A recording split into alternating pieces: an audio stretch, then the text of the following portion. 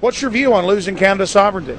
I like this country to stay as it is, and I love the United States to be there. Back in Austin, the capital of Texas, the public was frighteningly unaware of the nation's peril.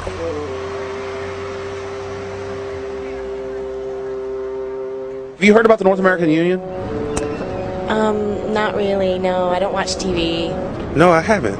Interesting. I was not aware of that. I don't know exactly what you mean, so. I don't think there's going to be a merger of the three nations. No, I have not. No.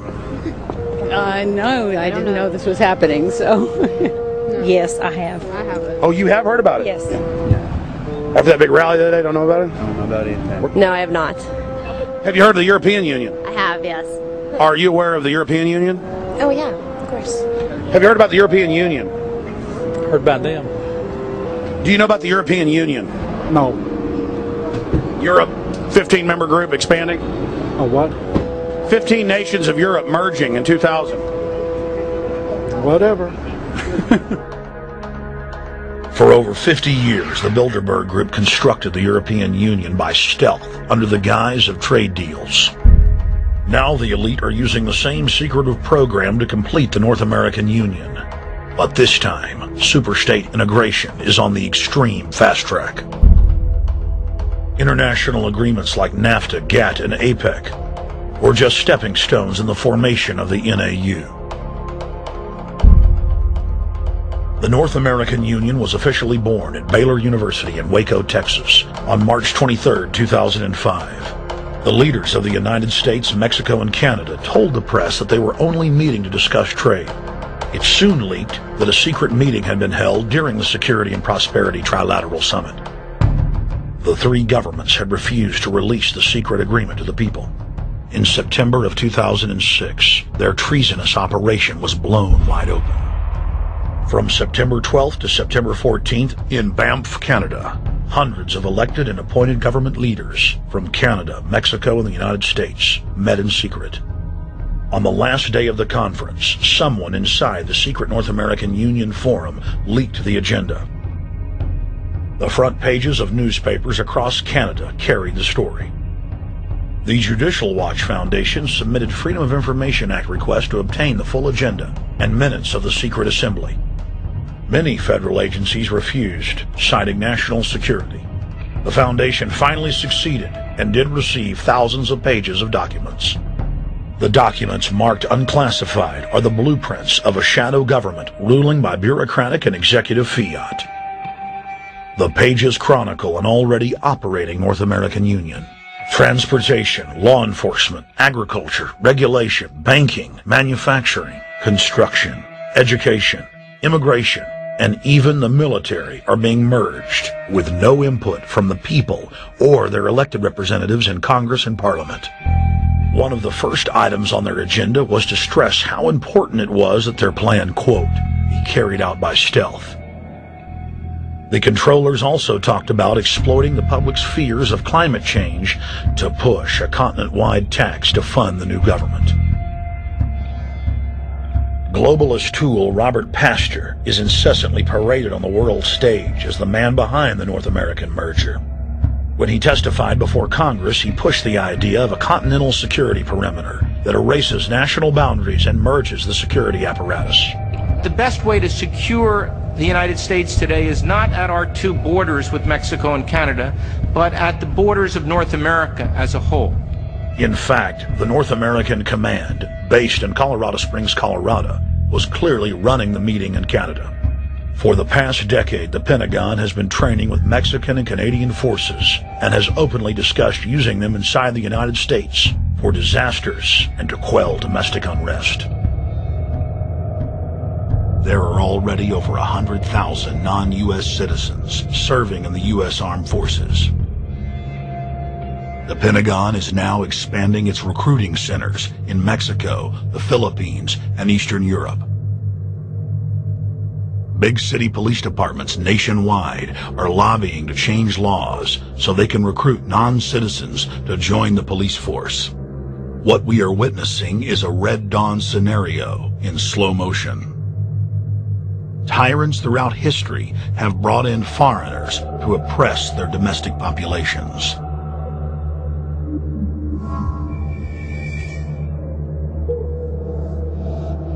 When their coup by stealth was exposed, the three governments went into damage control mode.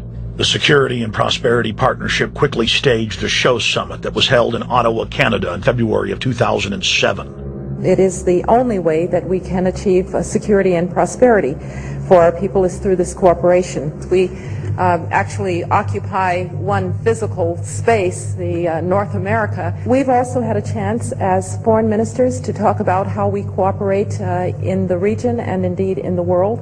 Protesters who were upset about losing their countries and freedoms were not tolerated. A couple of weeks ago, Al-Qaeda supposed whatsoever. The Security and Prosperity Partnership has been signed without any sort of parliamentary debate. Globalist publications have been open with their frustration that the population has not bought their latest PR stunt. As integration inside the European and American unions accelerates, the superstates themselves are being merged. On April 30th, 2007, a summit was held at the White House. The Security and Prosperity Partnership's secretive approach had alarmed the public. So this time, President Bush, German Chancellor Merkel, and EU Commission President Barroso hid their treachery in plain sight. I thank the Chancellor and Josie very much for the transatlantic economic integration plan. And for that too, we need to develop a common market, common standards. So this is indeed a very important agreement, and an agreement that also brings with it a Transatlantic Economic Council to be a permanent body with senior people on both sides of the Atlantic that will look at all those issues in a concrete manner, in which way we can make it move forward. The BBC reported that the US and EU had agreed on a single market. By announcing a new economic community integration, they were simply repeating what had been done in America and the EU on a larger scale. The accord states that the two blocs will aggressively push regulatory convergence in more than 35 areas, from financial services, intellectual property, military, education, mergers and acquisitions. They also agreed to jointly push a global carbon tax. We recognize that we have a problem with greenhouse gases. We agree there is a global threat, it's a serious threat. We agree there is the need to establish a limit to greenhouse gases. We need to discuss the possible pricing of CO2. How can we translate this into a market economic compatible scheme? We have agreed to establish a high-level group, a forum. This EU-US result is translated into the G8, debated together with the outreach countries, China, South Africa, Brazil, among others, and India. A global solution to a global problem. If Bilderberg succeeds, America falls. All the victimized countries lose their sovereignty. Bilderberg is not a person, it's not an idea, it's an ideal, a very powerful group of people working together and from the positions of ultimate and absolute power, destroying every constitution on earth, no matter how powerful the constitution of the nation is. That's what these people do. The African Union arose out of the African Economic Community, set up in the early 1980s. The African Union is financed by a consortium of international bodies, governments, and corporations. The African Union Army serves as an enforcement arm for the New World Order's exploitation of Africa. In Asia, APEC and ASEAN have announced plans to form the Asian Union, consisting of Asian and Pacific nations, having more than 3 billion people within its borders. APEC will become the Asian Pacific Union, and the world is to be divided into 3 great regions for the administrative convenience of the world government in which the UN is to evolve. As the unions form individually, they are simultaneously merged to form the first planetary government.